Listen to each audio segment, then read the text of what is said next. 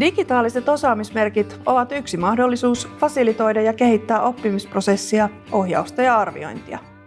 Osaamismerkit auttavat merkin hakijaa ymmärtämään, millaista osaamista työelämässä tarvitaan, arvioimaan omaa suoritustaan ja hahmottamaan omaa osaamistaan kokonaisuutena.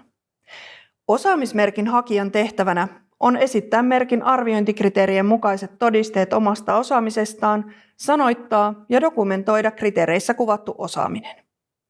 Mahdollisuus soveltaa saavutettua osaamista välittömästi käytäntöön ja saada siitä palaute kannustaa erityisesti jo työelämässä olevia opiskelijoita osaamisen osoittamisessa.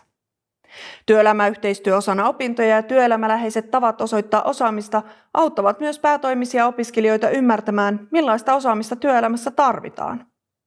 Osaamisperusteisen lähestymisen tärkeimpiä tavoitteita onkin auttaa opiskelijaa tunnistamaan opintojen aikana syntyvät sekä alakohtaiset taidot että yleiset työelämätaidot ja ohjata opiskelijaa soveltamaan näitä edelleen eri tilanteissa.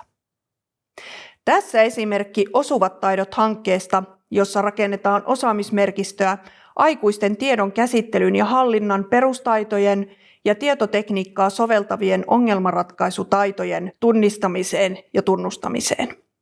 Samaan teemaan kuuluvat merkit muodostavat merkkiperheitä, jotka rakentavat edelleen osaamismerkkien kokonaiskonstellaatiota. Osaamismerkkien visuaalinen kokonaisuus auttaa henkilökohtaisen opintopolun suunnittelussa.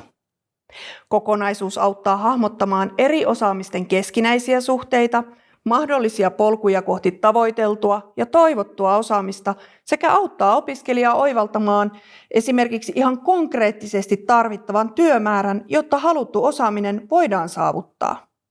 Oppimista ohjaavat osaamismerkit mahdollistavat tukirakenteen ajantasaiselle ja oikea-aikaiselle palautteelle ja ohjaukselle. Merkin saajat arvostavat erityisesti asiantuntijapalautetta, vaikka pitävätkin vertaisverkostoja oppimisprosessin tärkeänä tukirakenteena. Ansaitut merkit konkretisoivat etenemistä motivoivalla tavalla. Toivotun osaamisen tunnistaminen auttaa toivotun osaamisen saavuttamisessa, kun opiskelija hahmottaa aiempaa helpommin, millaista osaamista työelämässä tarvitaan ja arvostetaan. Niin ikään tulevaisuutta on hahmottaa osaamisperusteisuutta osaamisen kehittämisen jatkumona, jonka reunaehdot määrittää ainoastaan yksilöllinen kehittämispotentiaali.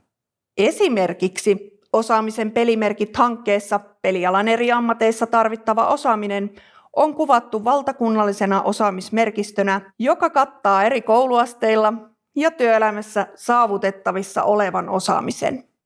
Osaamismerkistössä alan työtehtävät on kuvattu yhtenäisten, työelämän todellisista tarpeista kumpuavien osaamistavoitteiden, arviointikriteerien ja erilaisten osaamisen todentamisen tapojen avulla käsittäen sekä ammatillisen että geneerisen työelämäosaamisen.